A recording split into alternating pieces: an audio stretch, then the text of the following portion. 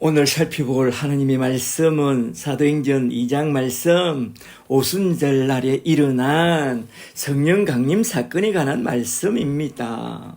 오늘 또 사도행전 2장 말씀을 가지고 하나하나 풀어나갈 때에 주께서 지혜와 계시의 영을 부어주사 하나님 뜻과 복음 진리를 밝히 깨닫게 되는 귀한 시간이 되기를 간절히 축복합니다. 축복합니다. 아멘. 우리 기독교 신앙에서 예수님의 십자가와 부활과 성천이 가장 중요하지만 그것보다 더 중요한 것은 오순절 날에 마가다락방에 모인 제자들에게 내려온 성령 강림 사건인데요. 사도행전 2장 1절을 보니 오순절 날이 이름에 구궁궁궁 하늘문이 열리고 하늘로부터 하나님의 성령이 막 쏟아져 내려왔으니 성경에서 가장 놀랍고 가장 가슴 벅찬 사건이 툭 터져 일어난 것입니다. 그 사건에 대하여 누가는 사도행전 2장에서 그 유명한 3대지 설교 문학 구조를 갖고 쭉 써내려가고 있는데요.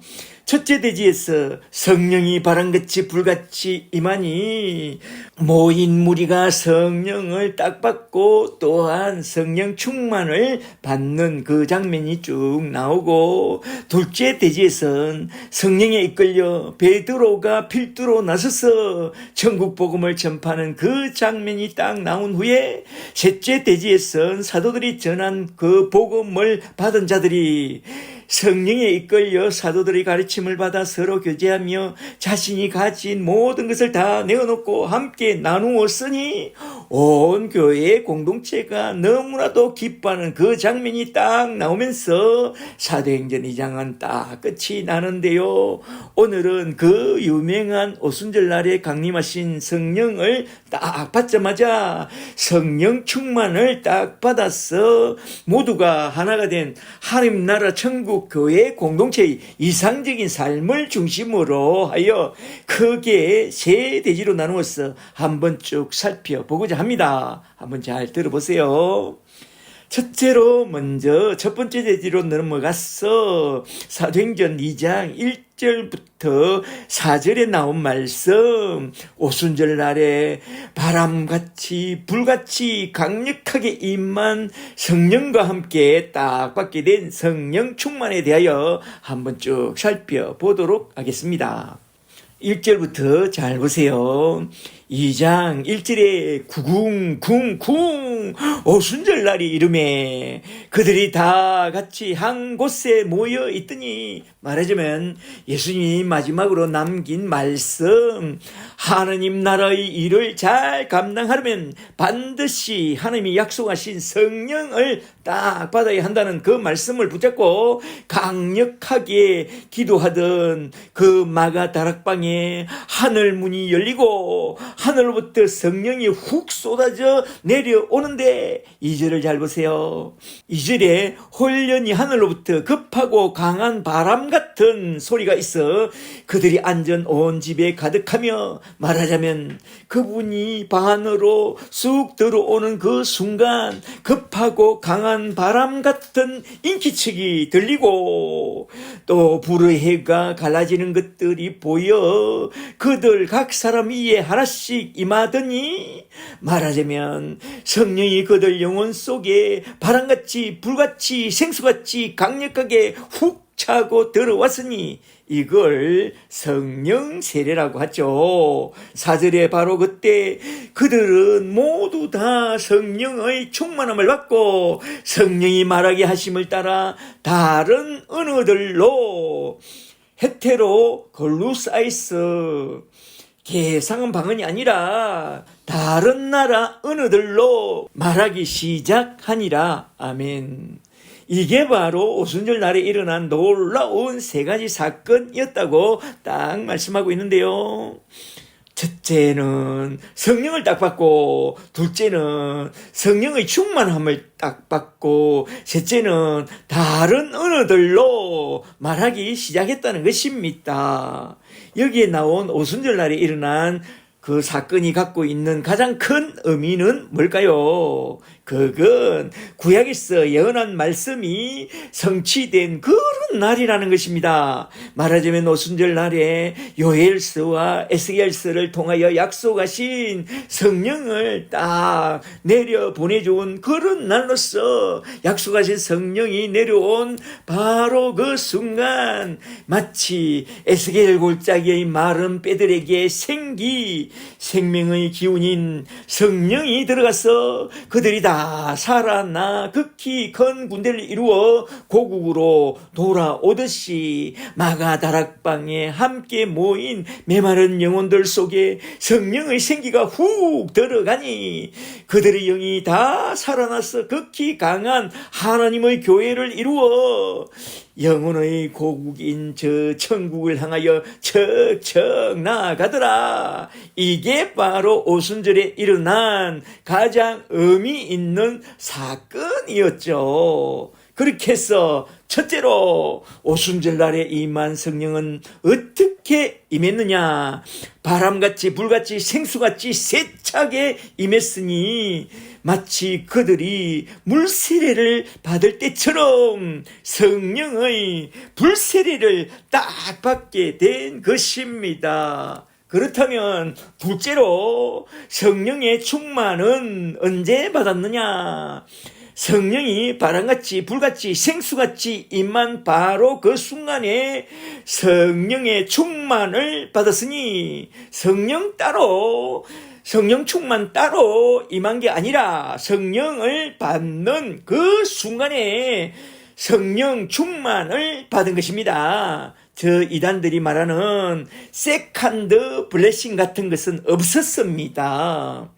그러므로 우리는 여기서 성경적인 바른 성령론을 잘 정리해 놓고 딱 넘어가야 하는데요. 사도행전 1장에서 너희가 성령으로 세례를 받게 될 것이라고 말씀한 후에 사도행전 2장으로 딱 넘어와서 우리 주님이 말씀하신 그 성령 세례라는 단어는 나오지 않고 성령이 바람같이 불같이 세차게 임했다고 하는데요. 성령 세례란 이처럼 성령이 바람같이 불같이 생수같이 세차게 임한 그런 상태를 한마디로 말해서 성령 세례라는 것입니다. 그리고 성령이 임한 그 순간에 성령의 충만과 성령의 권능이 함께 딱 임했는데요. 성령을 받는 것과 성령 충만을 받는 것이 따로따로 임한 것이 아니라 성령을 받는 그 순간에 성령의 충만과 성령의 권능이 동시에 딱 임했다는 것입니다. 그러니까 저 이단들이 말하는 그런 세컨드 블레싱 같은 것은 전혀 없습니다. 그리고 성령은 소멸하는 불과 같아서 불이 소멸해 갈 때에 심지를 북돋아 주면 그 불길이 되살아나듯이 성령 충만을 받게 되는 심지인 말씀의 손과 기도의 손을 북돋아 주면 성령의 불길이 다시 되살아나는데요. 그걸 성령의 재충만이라고 말해요.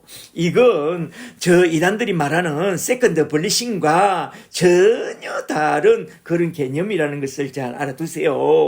특히 성령 충만을 다시 받는 방법에 대하여 존 칼빈 선생과 존 오웬 선생님이 잘 설명해 주었는데요. 존 칼빈과 존 오웬은 성령 충만함을 다시 받는 방법이란 말씀과 기도와 교제와 전도에 있다고 했습니다. 이걸 잘 기억해 두고 넘어가면 참 좋겠습니다. 할렐루야. 아멘. 그리고 셋째로 성령을 받고 또 성령의 충만함을 받게 됐을 때 마구 터져 나온 글로사이스가 중요한데요. 이번에 우리말 성경 개역 개정판이 나오면서 글로사이스라는 이 단어를 방언이 아니라 언어라고 번역한 것은 너무나 또 잘 번역한 것입니다. 이 번역만은 정말로 박수 갈채를 보냅니다. 과거에 글로사이스를 개상한 방언이라고 번역하는 바람에 다들 개상한 방언을 받겠다고 난리 부르스를 쳤는데요. 그래서 성령을 받은 후에 또 개상한 방언까지 받아야 한다는 그런 악명 높은 세컨드 블레싱이 튀어나온 거죠. 이렇게 성경 번역이 참으로 중요합니다. 그래서 종교 계획자들은 원전으로 돌아가라고 그렇게 외친 것입니다. 특히 설교자들은 원전으로 돌아가서 성경을 정말로 잘 해석해내야 합니다. 바르게 해석해내야 합니다. 그래서 칼빈은 고통 없이 성경을 보는 것은 가장 큰 죄 중에 하나라고 말씀한 것입니다. 이렇게 해서 사도행전 2장의 첫 번째 대지에 나온 세 단어를 한번 쭉 정리해 보았는데요. 성령을 받음과 성령 충만을 받음과 다른 나라 은혜를 받음, 그걸 한번 정리해 봤는데요. 하나님의 나라의 일을 잘 감당하려면 먼저 성령부터 딱 받아야 한다는 예수님의 말씀을 딱 붙잡고 전심으로 강력하게 기도하던 중 오순절 날이 이름에 마가다락방에 모여 기도하던 제자들 위에 첫째로 하나님의 성령이 바람같이 불같이 생수같이 세차게 훅 임하고 성령을 딱 받았는데요. 바로 그때 둘째로 성령의 충만함을 받았고 성령의 충만을 받게 된 그 순간 셋째로 헤테로 글로사이스라는 다른 나라 언어들이 마구 터져 나왔으니 그리하여 다른 나라 언어들로 말하기 시작하면서 그들은 하나님 나라의 일을 위하여 땅끝까지 이르러 예수의 정이 될 그 모든 준비를 다 마쳤다고 하면서 사도행전 2장의 첫 번째 대지를 딱 끝내고 있는데요. 잘 보세요. 여기서 저는 첫 번째 대지에 나온 몇 가지 중요한 내용을 한번 좀 살펴보고 넘어가도록 하겠습니다. 첫째로 먼저 생각해 봐야 할 내용은 성령을 받고 나면 제일 먼저 나타나는 변화가 뭐냐 이겁니다. 성령과 함께 성령의 건등, 말하자면 전도 폭발 능력 두나미스를 딱 받고 땅끝까지 이르러 예수의 증인이 되고 싶어하는 그런 큰 놀라운 변화가 일어난다는 것입니다. 성령을 딱 받고 나면 먼저 예배를 잘 드리고 싶고 성경을 많이 보고 싶고 기도하고 싶고 봉사하고 싶은 그런 열정부터 딱 일어나지만 더 큰 변화는 전도 폭발 능력이 나타나서 땅끝까지 이르러 예수 그리스도의 복음을 전하고 싶은 그런 강력한 전도 열정이 마구 차고 일어나는 것입니다. 그런 열정이 일어나지 않는다면 그건 그가 아직 성령을 받지 않았다는 증거라는 것입니다. 제가 대학교 4학년 초에 예수 십자가의 복음을 받았을 때에 제사함과 더불어 성령을 딱 받게 되었는데요. 그때부터 예배가 얼마나 좋은지 그냥 마구 교회로 달려갔고 성경이 얼마나 좋은지 아침 저녁으로 성경을 겁나게 많이 보았고 기도하는 게 얼마나 좋은지 아침 저녁으로 기도했고 또 내가 믿는 우리 주님이 얼마나 좋은지 만나는 사람마다 다 꼬셔서 우리 교회에 참 많이 데리고 왔는데요. 그때마다 우리 목사님이 하필이면 헌금 설교를 해갖고 제 마음이 참 많이 어려웠습니다. 그래서 제가 직접 그들을 도와주리라 하고 생각하고 보니 제가 뭐 아는 게 별로 없는 것입니다. 그래서 신학교에 딱 들어갔죠. 사람들을 잘 도와주고 싶어서.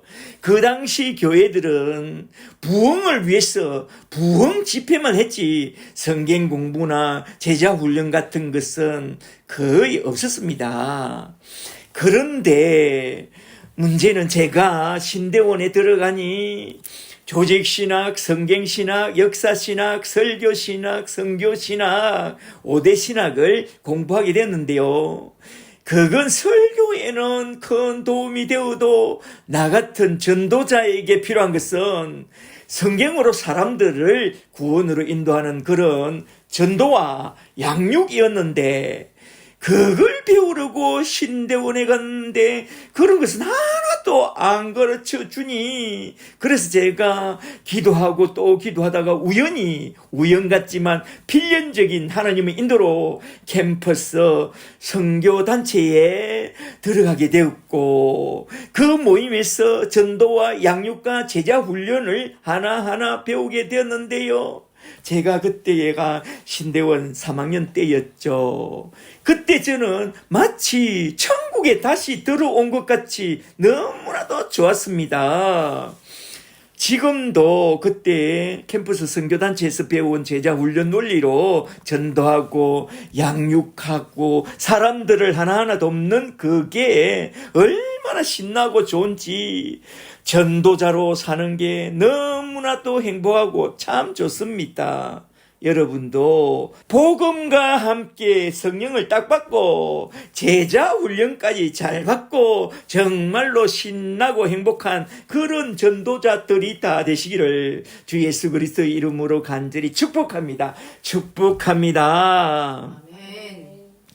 둘째로 꼭 생각해보고 넘어가야 할 내용은 오늘날 유행병처럼 번지고 있는 성령 세례와 성령의 기름 부으심이라는 신사도 성령 운동인데요.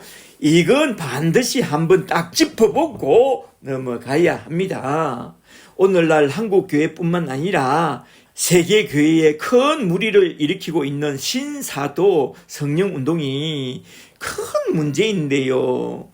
강사는 강단에 서서 쇳소리를 내면서 성령을 받으라고 외치고, 신도들은 성령이 오시면 마치 뱅고침을 받고 방언하고 아찔하여 자빠지고 파르르 떨면서 입신하고 입에 거품을 물고 개상한 소리를 지르고, 성무가 또 임했다고 덩실덩실 춤을 추다가 쓰러졌어 낄낄거리고 뻐둥거리면서 낄낄 빠빠하면서 난리 부르스를 치고 그러는데요. 그게 성령이 임한 것입니까? 성경에 그런 경우가 있나요? 예, 딱 한 번 있었죠. 사울 왕이 다윗 왕을 쳐 죽이려고 라마 나요스로 가다가 하나님이 보내신 악령에 딱 붙잡혔어. 벌거벗고 춤을 추고 깔깔거리고 들어누워 빠둥거리면서 개상한 소리로 방언을 찌끄린 적이 한 번 딱 나오죠. 사무엘상 19장 23절을 잘 보세요. 우리는 그걸 성령을 받았다고 그리 말하지 않아요. 그건 귀신이 들려서 그런 것입니다. 오늘날 신사도 성령 운동을 하는 자들을 가만히 살펴보면 마치 귀신이 들려서 발작하는 것과 똑같은 그런 현상들이 마구 나타나는 것을 딱 보게 되는데요. 그건 바로 귀신이 들려서 그런 것입니다. 그러한 기괴한 것을 성령이 임해서 나타나는 것이라고 하는 그 말은 어디에서 나왔는지 아세요? 그거 1906년 적어 놓으세요. 1906년에 오순절파가 태동할 때에 벌린 오순절 성령 운동에서 나온 그런 말인데요. 그게 오늘날의 신사도 성령 운동으로 이어지면서 아주 기괴한 은사주의 성령 운동으로 딱 나타난 것입니다. 윌리엄 세이모어라는 흑인 목사를 좀 아세요? 그는 감리교 목사 찰스 팜이 세운 캔사스 시티에 있는 베델 성경학교에서 웨슬리안 세컨드 블레싱이라는 성령론을 배우고, 말하자면 구원받은 사람이 완전한 성황에 이르려면 세컨드 블레싱인 성령 세례와 성령의 기름 부으심을 받아야 한다는 그런 개상한 성령론을 배운 후에 목사 안수를 받고 LA에 있는 한 흑인 감리교회에 청빙을 받고 가서 찰스 팜에게 배운 그대로 세컨드 블리싱을 외치면서 세컨드 블리싱으로 주어지는 성령 세례를 받게 되면 그 표적으로서 반드시 방언을 하게 된다고 설파하면서 기도회를 시작했는데, 그를 추종하는 자들 중에 7명이 그 기도해서 개상한 방언을 딱 받은 그것을 기점으로 하여 소문에 소문이 꼬리를 물고 일파만파로 퍼져나가면서 그 교회는 크게 부흥되었고, LA 아주사 거리에 있는 큰 예배당을 구입하고 신사도적 신앙 선교라는 간판을 내걸고 연이은 부흥회를 열었는데요. 그 부흥회가 성공의 성공을 거듭하면서 20세기의 최대 부흥운동인 오순절 은사주의 성령운동이 일어났고, 그때에 유명한 오순절 교단이 딱 탄생했으니 오순절파, 감리교단과 성결교단과 순복음교단이 그때 동시다발적으로 딱 생겨난 것입니다. 1900년대 초에. 오순절파 은사주의 성령운동은 1906년에 처음으로 등장한 신사도 성령운동이라고 하지만, 이건 과거 2세기 초에 일어난 그 악명 높은 이단운동인 몬타누스파의 성령운동을 그대로 답습한 개상한 방언중심 은사주의 성령운동의 재현이라고 평가하고 있습니다. 그렇다면 저 악명 높은 신사도파 은사주의 성령운동에 쏙지 않으려면 어떻게 해야 하느냐? 성경에서 말씀하는 바른 성령론, 성령의 임하심과 성령의 인치심, 성령의 세례와 성령의 기름 부심, 그리고 성령의 충만과 성령의 권능이 무엇인지 그것부터 잘 배워 놓아야 합니다. 상식적으로 한번 잘 생각해 보세요.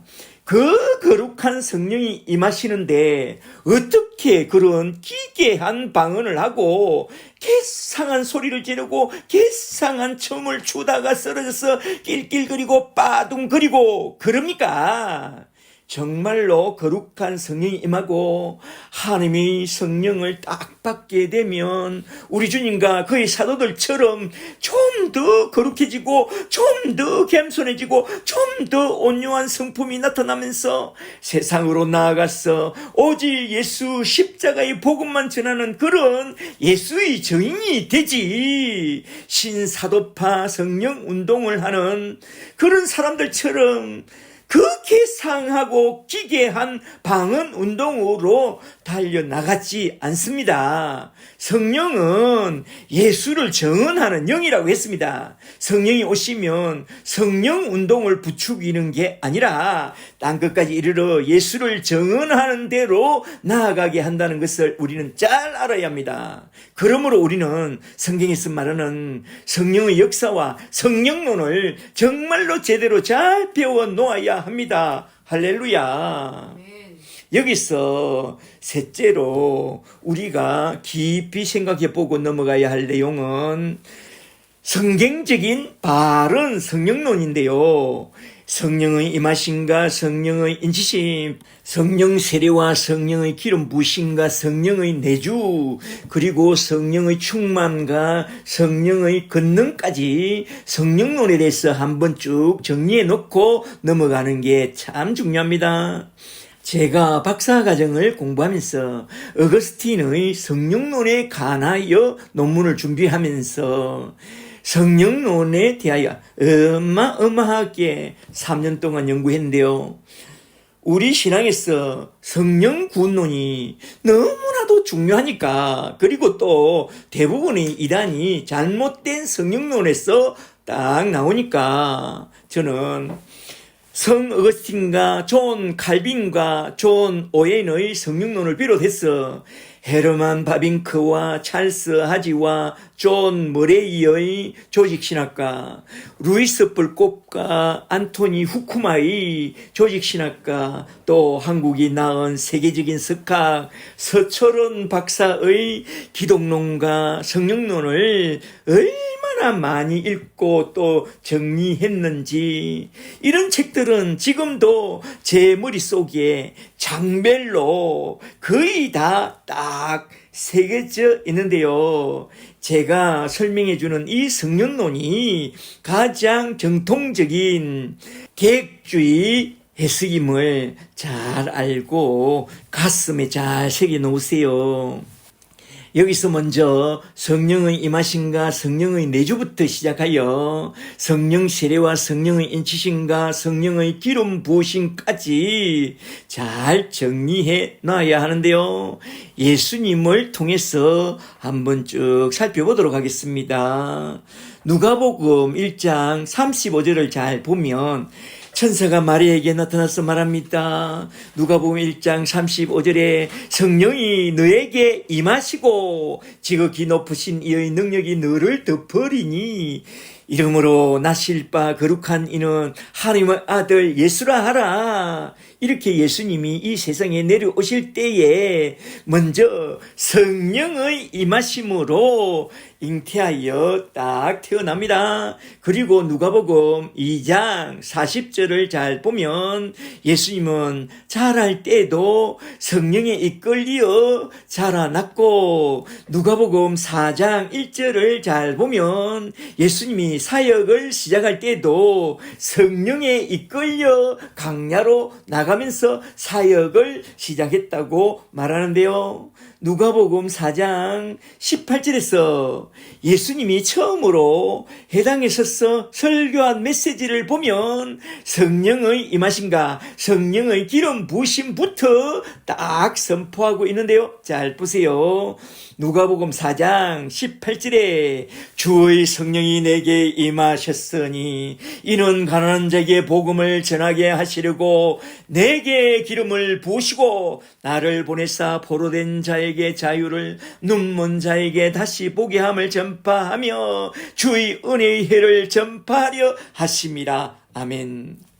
이 구절을 잘 보시면 예수님은 성령의 임하심과 성령의 기름 부으심을 동일선상에 놓고 말씀하고 있는데요. 이걸 볼 때에 성령의 임하심과 성령의 기름 부으심은 같은 뜻이요. 성령의 기름 부으심은 성령 세례와 성령의 인치심과 성령의 내주하심과 똑같은 것으로 말씀하고 있다는 것을 잘 알 수 있는데요. 이건 마치 다이아몬드의 각 단면을 조금씩 달리 말한 그런 말씀들이라는 것입니다. 이러한 성령의 역사, 말하자면 성령의 임하심과 성령의 인치심과 성령 세례와 성령의 기름 부음과 성령의 내주하심은 똑같은 뜻을 달리 말씀한 것이 사도들의 증언에서도 잘 나타나는데요. 잘 들어보세요. 주님의 사도들은 언제 성령을 딱 받고 언제 성령으로 딱 거듭나게 되었느냐? 예수님이 그들을 데리고 가이사라 빌립보로 가서 너희는 나를 누구라 생각하느냐 하고 물었을 때에 베드로를 필두로 하여 제자들이 주는 그리스도요 살아계신 하나님의 아들이옵나이다 그렇게 신앙을 고백할 때에 그들이 성령으로 딱 거듭났느냐? No, 아니죠. 그들이 성령을 받고 딱 거듭나게 된 것은 오순절 날이었다고 사도들의 입을 통해서 분명하게 증언하고 있습니다. 그렇다면 그들이 오순절 날에 성령을 받고 딱 거듭났다면 그 이전에 신앙 고백을 했던 그때의 믿음은 뭐냐? 그때는 성령도 안 받고 신앙 고백을 한 것이냐? 예, 그렇습니다.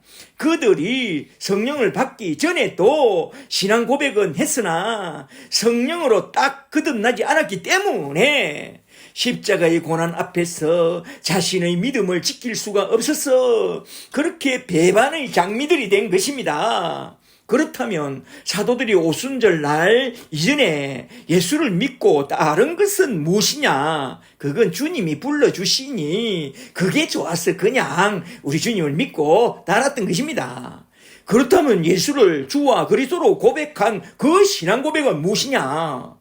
예수님이 자신을 자꾸 하나님의 아들 그리스도라고 말하니까 그냥 그렇게 믿고 그렇게 신앙 고백을 한 것입니다. 오늘날도 믿음이 좋다는 사람들 중에 그렇게 입으로만 신앙 고백을 하는 푸시키 코스의 지적인 신자들이 참 많잖아요. 그런 제자들은 십자가 앞에서 저 멸망의 자식들처럼 주를 부인하고 도망쳤는데요. 왜 그랬느냐? 그건 그들이 아직 성령을 받지 않아서 그랬다고 나중에 그들이 성령을 받고 난 후에 그렇게 딱 증언하고 있습니다. 그래서 예수님은 십자가에 달려 죽으시고 부활하시고 성천하시기 바로 직전에 너희는 반드시 성령을 받아야 한다. 그리해야 첫째로 예수를 하나님 아들 그리스도라고 믿는 그 온전한 믿음을 딱 갖게 됐고, 둘째로 그리스도를 잘 알고 그리스도를 잘 알게 하는 그런 하나님 나라의 일을 잘 감당할 수 있게 된다. 그러니까 복음과 함께 반드시 성령을 딱 받으라고 말씀하신 것입니다. 그리하여 그들은 약속하신 성령을 기다리다가 오순절 날에 바람같이 불같이 생수같이 세차게 내려오신 그 성령을 딱 받게 된 그 순간 그들은 드디어 성령으로 딱 거듭나게 된 것입니다. 말하자면 그들이 예수를 주와 그리스도로 믿고 신앙 고백을 했을 때 거듭난 게 아니라 오순절 날에 성령을 딱 받게 됐을 때 바로 그때에 성령으로 딱 거듭나게 된 것입니다. 할렐루야. 이걸 잘 알아놓아야 합니다. 사도행전 2장 38절을 잘 보시면 베드로는 오순절 때에 그 성령을 받고 성령으로 거듭난 그게 너무나도 좋아서 이렇게 외쳐 말합니다. 잘 들어보세요. 사도행전 2장 38절에 너희가 회개하여 각각 예수 그리스도의 이름으로 세례를 받고 제3부터 받으라. 그리하면 성령을 선물로 받으리라. 말하자면 제3의 복음과 함께 성령까지 딱 받아야만 참된 구원에 이르게 되니까 성령을 딱 받으라고 말씀한 것입니다. 그리고 사도행전 8장 16절을 좀 더 보세요. 예루살렘 교회에 큰 박해가 일어나자마자 사도들 외에는 다 흩어져서 복음을 전하는 가운데 전도자 빌립이 사마리아에 들어가서 복음을 전했더니 많은 이들이 예수를 믿고 세례를 받습니다. 이 기쁜 소식을 예루살렘 교회의 사도들이 듣고 베드로와 요한을 보내매 베드로와 요한이 내려와서 그들에게 묻습니다. 너희가 예수를 믿을 때에 성령을 받았느냐? 노. 우리는 그냥 예수의 이름으로 세례만 받았다고 딱 말합니다. 바로 그때 베드로와 요한은 다시 십자가의 복음을 전해주면서 너희는 십자가 안에서 제3과 함께 성령까지 딱 받아야 한다고 선포한 후에 함께 기도하고 안수해 주니 그들이 다 성령을 받았다고 말해요. 말하자면 예수를 아무리 잘 믿어도 성령을 받지 않으면 다 깡이 되니까 너희는 예수를 믿을 때에 복음과 함께 성령까지 딱 받아야 한다고 그렇게 강조한 것입니다. 성령을 받으라고. 할렐루야. 그리고 또 사도행전 19장 1절을 좀 더 보세요. 바울이 1차 선교 여행 때에 그가 그토록 가보고 싶었던 에베소에 내려와 보니 아볼로의 전도를 받고 예수를 믿고 따르는 제자들이 있습니다. 바울이 그들에게 묻습니다. 너희가 예수를 믿을 때에 성령을 받았느냐? No, 우리는 성령이 뭔지도 모르는데요 라고 말합니다. 그리하여 바울은 다시 예수 십자가의 복음을 딱 전해준 후에 너희가 복음과 함께 성령을 받아야 한다고 하면서 함께 기도하고 안수해 주니 그들에게 성령이 임하였는데 그 수가 12명쯤 되었다고 말씀하고 있습니다. 그러므로 우리가 예수를 믿고 구원받기 위하여 교회에 나왔다면 십자가의 복음과 함께 성령까지 딱 받아야만 온전한 구원을 받고 나아가서 그리스도를 알고 그리스도를 알게 하는 그런 하나님의 나라의 일을 잘 감당하게 된다는 것입니다. 그러므로 우리는 복음과 함께 성령부터 딱 받아야 합니다. 그리하여 성령을 딱 받고 성령을 딱 받게 되는 그 순간 임하는 성령 충만을 받고 성령의 인도를 잘 받아서 성령의 늘 이끌려 성령님과 동행하며 살다가 우리 인생 마치는 날 저 본향 천국에 다 들려 올라가게 되기를 주의 이름으로 간절히 축복합니다. 축복합니다. 이렇게 해서 첫 번째 대지에서 우리는 성경적인 바른 성령론을 한번 쭉 살펴봤는데요.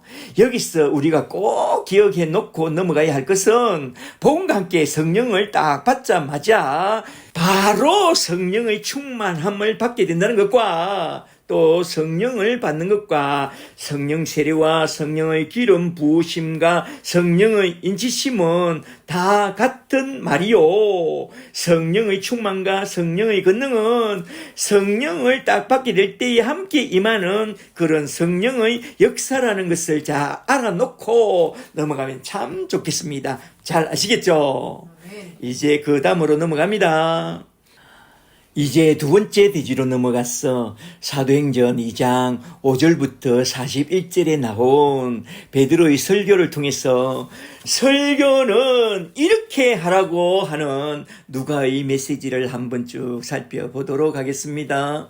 5절부터 잘 보세요. 5절에 그때에 오순절 날에 경건한 유대인들이 천하각국으로부터 와서 예루살렘에 머물러 있더니 대개 6월절이 되면 성지 순례자들이 예루살렘으로 올라와서 오순절까지 예루살렘에 머물곤 한다고 하는데요. 6절에 이 소리가 나며 큰 무리가 모여 각각 자기 나라의 방언으로 제자들이 말하는 것을 듣고 수동하여 다 놀라 신기하게 여겨 외칩니다. 이르되 보라, 이 말하는 사람들이 다 갈릴리 사람들이 아니냐. 그런데 우리 각 사람이 난 곳의 방언으로 듣게 되는 이 일이 어찌 됨이냐. 말하자면 어찌하여 이들은 우리가 난 곳의 언어들로 말하느냐 합니다. 그리고 이어서 나온 구절을 보니 그들은 동서남북 천하각국 16개 나라에 흩어져 살던 디아스포라 유대인들이었다고 말하는데요. 11절에 우리가 다 우리의 각 언어로 하나님의 큰 일을 말함을 듣는다고 하면서 아주 크게 놀라워합니다. 이렇게 해서 주님의 제자들은 오순절 날에 내려온 성령을 딱 받고 성령 충만과 전도 폭발 능력까지 딱 받았어. 성령이 말하게 하심을 따라 다른 나라 언어들로 복음을 전파했다고 하는데요. 여기서 성령이 말하게 하심을 따라 다른 언어들로 말하기 시작했다는 이 말은 무슨 뜻이냐? 이건 성령이 임하시면 너희가 성령의 권능, 말하자면 전도 폭발 능력을 받고 땅끝까지 이르러 예수의 정인이 될 것이라고 하신 그 말씀의 성취로서 땅끝까지 이르러 모든 민족에게 복음을 전할 수 있도록 내려준 성령의 은사가 나라 다른 나라 어느들이요. 성령과 함께 받은 성령의 능력이 다른 나라 어느들이었다는 것입니다. 이걸 잘 알기만 한다면 세컨드 블레싱을 주장하는 사람들이 말하는 그 기괴하고 개상한 방언을 받는다고 야단 법석을 떨 필요가 전혀 없습니다. 과거에 성경 번역에 오류가 끼이는 바람에 개상한 방언을 받는다고 야단 법석을 떨었던 것입니다. 그리고 이어서 나온 말씀을 좀 더 보세요. 11절에 우리가 다 우리나라의 어느들로 하나님의 큰 일을 말하는 것을 듣는도다 하고 다 놀라며 서로 말합니다. 이게 어찌된 일이냐 하며 또 어떤 이들은 조롱하여 이르되 그들이 새 술에 취하였도다 합니다. 바로 그때 베드로가 사도들과 함께 일어서서 성령이 말하게 하심을 따라 성령의 지뢰로 크게 외쳐 설교하기 시작합니다. 여기에 베드로의 그 유명한 첫 번째 설교가 딱 나오는데요. 누가는 그러한 베드로의 설교를 크게 세 대지로 딱 요약해서 쭉 써 내려가는데요. 2장 14절부터 잘 보세요. 첫째로 먼저 첫 번째 대지에서 베드로는 성경에서 예언한 말씀이 그대로 다 이루어질 것이라는 예수님의 말씀이 생각나서 예언과 성취 차원에서 설교를 딱 시작하는데요. 2장 14절에 유대인들과 예루살렘 사람들아 내 말을 들으라 하면서 요엘서를 인용하여 말씀합니다. 사도행전 2장 17절에 하나님이 말씀하시기를 말세에 내가 내 영을 모든 육체에 부어주리니 너희 자녀들은 예언할 것이요 너희 젊은이들은 환상을 보고 비전을 보고 너희 늙은이들은 꿈을 꾸리라 하면서 예언의 말씀이 성취된 것이라고 그렇게 딱 선포하고 있습니다. 전에 선지자들이 예언했던 말씀 그대로 성령이 임하고 성령의 충만함을 받게 되면 첫째로 하나님의 자녀들은 예언이라는 맡겨주신 말씀을 가지고 복음을 전할 것이요. 둘째로 젊은이들은 하나님 나라의 일에 대한 비전을 보고 일어나 예수의 정인으로 딱 나설 것이요. 셋째로 늙은이들은 무기력한 은퇴자가 아니라 성령을 받는 그 순간 일어나 실버 선교사로서 새로운 모험과 도전의 선교 여행에 나서게 될 것이라는 것입니다. 그러므로 우리는 애든지 어른이든지 먼저 복음과 함께 성령부터 딱 받아야 한다 이 말입니다. 할렐루야. 둘째로 두 번째 대지에선 복음의 핵심인 예수 그리스도의 십자가와 부활에 대하여 베드로가 보고 목격했던 그 모든 것을 쭉 정언해 나갑니다. 22절부터 한번 잘 보세요. 22절에 이스라엘 사람들아 내 말을 들으라 하면서 예수 그리스도의 복음을 쭉 정언해 나가는데요. 22절 후반절에 너희도 아는 바와 같이 하나님이 보내신 그 아들이 내려와서 큰 권능과 기사와 표적으로 천국 복음을 전했지만 너희가 법 없는 자들의 손을 빌려 그를 십자가에 못 박아 죽이으나 하나님께서 그를 사망의 고통에서 풀어내사 다시 살려내셨으니 32절에 우리가 다 이 일의 정인이로다 하면서 십자가와 부활의 복음을 딱딱 전합니다. 요한복음 14장 26절을 보면 성령이 내려오신 것은 예수 그리스도의 복음에 대하여 정언하려고 내려오셨다고 했습니다. 요한복음 14장 26절에 보혜사 성령이 내려오면 그가 너에게 모든 것을 가르치고 내가 너에게 말한 모든 것을 생각나게 하리라. 성령이 너희를 예수의 증인이 되게 하리라 했습니다. 이 말씀처럼 오순절 날에 내려오신 성령을 딱 받게 된 베드로는 성령의 충만함과 성령의 지혜를 받아서 십자가와 부활의 복음을 딱 증언한 것입니다. 베드로처럼 성령을 딱 받게 되면 오직 십자가와 부활의 증인이 됩니다. 설교 시간이나 전도 시간에 예수 십자가와 부활의 복음을 전하지 않는 그런 사람은 아직 성령을 받지 않았어 그런 것입니다. 내가 아직도 헛소리나 잡소리나 만담을 늘어놓는 그런 사람이라면 깊이 회개하고 돌이켜 복음과 함께 성령부터 딱 받고 오직 예수 십자가와 부활의 증인들이 다 되시기를 주의 이름으로 축복합니다. 셋째로 세 번째 대지로 넘어가서 베드로는 이렇게 딱 선포합니다. 2장 33절부터 잘 보세요. 33절에 하나님이 그의 오른손으로 예수를 높이심에 그가 아버지께서 약속하신 성령을 받아 너희가 보고 듣는 이것을 부어주셨느니라. 그런즉 이스라엘 온 집은 확실히 알지니 너희가 십자가에 못 박은 이 예수를 하나님이 주와 그리스도가 되게 하셨느니라. 그들이 이 말을 듣고 마음에 찔려 베드로와 다른 사도들에게 물어 이르되 형제들아 우리가 어찌할꼬 하거늘. 38절에 베드로가 이르되 너희가 회개하여 각각 예수 그리스도의 이름으로 세례를 받고 제사함부터 받으라. 그리하면 성령의 선물을 받으리니 이 약속은 너희와 너희 자녀들과 모든 먼데 사람 곧 주 우리 하나님이 얼마든지 부르시는 자들에게 하신 것이라 하면서 성령을 받으라고 강력하게 선포하니 41절에 그날에 이 말씀을 받은 사람들이 세례를 받음에 3,000명이나 되었다고 말해요.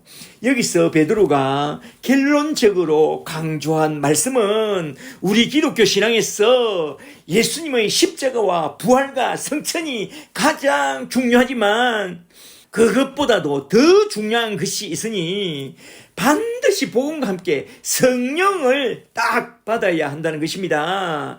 예수 그리스도의 복음만 알고 성령을 받지 않는다면 나 베드로처럼 십자가의 고난 앞에서 예수님을 부인하고 그냥 지옥에 떨어질 수밖에 없는 그런 부식기 코스의 지적인 신자만 되니까 너희는 반드시 복음과 함께 성령을 딱 받아야 한다고 강력하게 외치고 있습니다.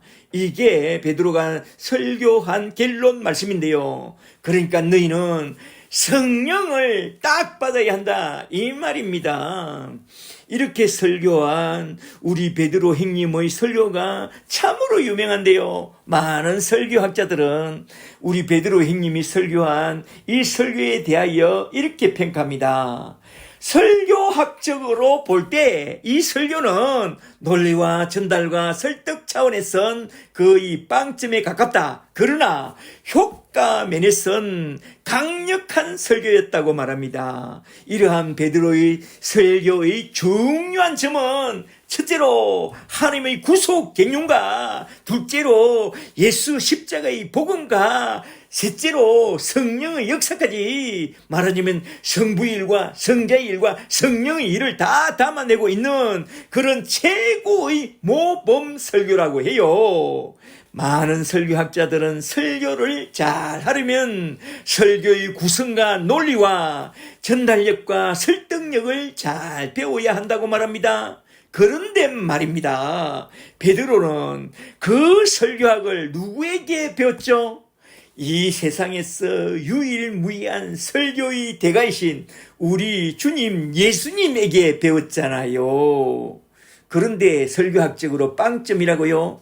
그리고 또한 이 세상에서 유일무이한 설교의 교사이신 보혜사 성령님께 딱 지도를 받고 성령님의 인도를 따라 성령의 지혜로 예수님의 설교를 그대로 카피해서 전했으니 설교 중에 지상 최고의 모범 설교를 하게 된 것입니다. 첫째로 하나님의 구속 경륜과, 둘째로 예수 십자가와 부활의 복음과, 셋째로 성령의 역사까지 다 담아낸 지상 최고의 모범 설교를 해낸 것입니다. 할렐루야. 그러므로 설교를 잘하고 싶다면, 복음을 잘 전하고 싶다면 먼저 복음과 함께 성령부터 딱 받고 지혜와 계시의 영을 딱 받았어. 예수님의 설교와 사도들의 설교를 있는 그대로 잘 카피해서 전하라. 그리하면 설교의 대가가 된다는 것입니다. 좋은 설교란 어떤 설교인가? 예수님과 사도들처럼 설교를 듣는 자들이 주의 복음을 들을 때에 찔림을 받아서 해결을 하든지 아니면 돌을 던지든지 오직 십자가와 부활의 복음만 전하는 설교입니다.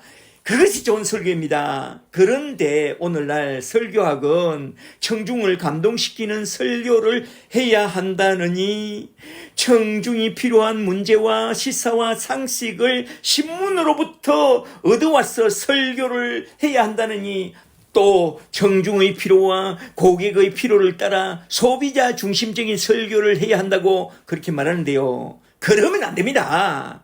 모든 설교는 성경 말씀에서 나와야 하고 십자가로 딱 결론 나야 합니다. 죄인들을 구원하고자 하는 아버지의 마음에서 시작하여 예수 그리스도의 십자가와 부활의 복음만 전해야 합니다. 설교자는 소비자 중심적인 인본주의를 버리고 하나님 편에 서서 성령이 말하게 하심을 따라 자기 백성에게 진실로 전해주고자 하는 하나님의 마음과 예수의 복음과 성령의 역사를 잘 말해 주어야 합니다. 그리고 또 우리 신자들은 무엇을 들어야 하느냐? 창세기로부터 시작하여 계시록까지 하나님의 아들 호로고스 그리스도 예수께서 내려오사 그의 택한 자들을 불러내서 우리 주님의 제자로 삼고 성령과 함께 제자 삼는 하나님 나라의 일을 마치는 그날에 저 영원한 천국에 다 데려가시겠다고 하는 그러한 성부와 성자와 성령 하나님의 뜻을 담아 놓은 것이 성경이니 그러한 성부와 성자와 성령 하나님의 뜻을 따라 성경을 가지고 예수 그리스도의 복음을 선포하는 그 진리의 복음 말씀을 잘 들어야 합니다. 개상한 목사님들의 헛소리 잡소리 개소리 같은 만담 이야기나 들으면 안 됩니다. 오늘도 내일도 우리는 설교 말씀을 통해서 거룩한 주 예수 그리스도의 십자가와 부활의 복음을 제대로 잘 듣고 날마다 십자가 앞에서 예수의 이름으로 제3과 함께 내 자신을 돌아보고 그리고 또 성령을 딱 받고 하나님 나라의 일을 잘 감당하고 살아가다가 우리 주님이 올라오라고 하시는 그날에 저 영원한 보란 천국에 돌아가게 되는 그런 저와 여러분들이 다 되시기를 주의 이름으로 간절히 축복합니다. 아멘.